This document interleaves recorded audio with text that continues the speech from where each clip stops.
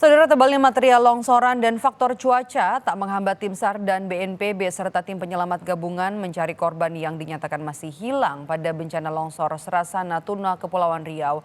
Jurnalis Kompas TV Niputu Trisnanda dan juga juru kamera Bodia Vimala berhasil menembus hambatan menuju lokasi longsor dan juga merekam pencarian korban serta proses evakuasi.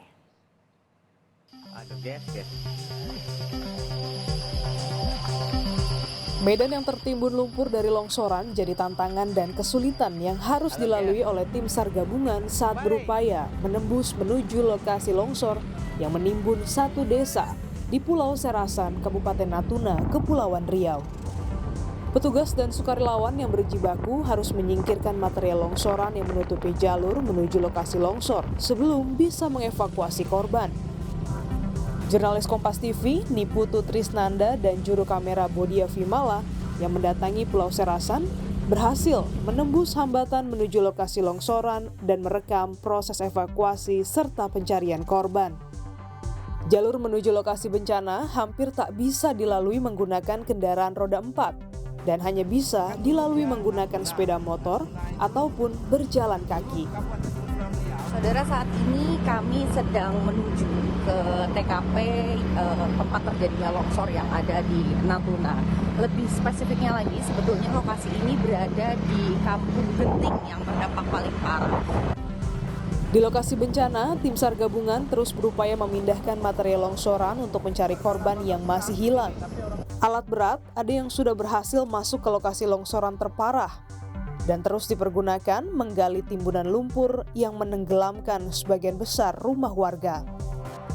Kepala BNPB, Letjen Suharyanto yang mendatangi Kampung Genting menyebut fokus saat ini adalah pencarian korban yang masih hilang serta membuka akses jalan. Saudara, saat ini saya sedang berada di TKP, di tempat ataupun di desa yang terdampak paling parah dari longsor yang ada di kawasan Natuna, yaitu di Desa Genting, dan sudah bersama kami Kepala dari BNPB. Bapak, selamat sore. Tadi sudah ke posko, sudah juga meninjau lokasi. Kalau lihat bagaimana kondisinya, ini kan masih cukup berantakan begitu ya Pak ya. Apa tindakan yang konkret dalam 1 hari, 2 hari ke depan yang akan dilakukan? Jadi ini kan tim SAR tuh gabungan Basarnas, TNI, Polri, relawan sudah nyari tiap hari walaupun cuacanya mendung. Hari ini dapat 4, alhamdulillah. Jadi sekarang yang masih hilang 37.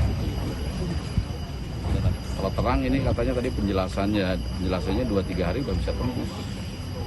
Nah sekarang ini masih becek, jadi tidak bisa membongkar jalan dulu. Ya kita pastikan 1-2 hari ini pencarian korban maksimal masih ada 37. Sementara itu Bupati Natuna, Wan Siswandi menyebut saat ini fokus utama adalah membuka akses jalan yang tertimbun material longsor agar korban yang tertimbun dapat dievakuasi. Untuk penuhi penanganan korban luka, Pemkab Natuna bersama lembaga terkait mendatangkan dokter spesialis untuk menangani korban. Kita mau buka akses jalan biar bisa menghubung kedua tempat kejadian, membantu atau melihat atau juga mengevakuasi dari warga-warga kita yang menurut informasi masih tertimbun.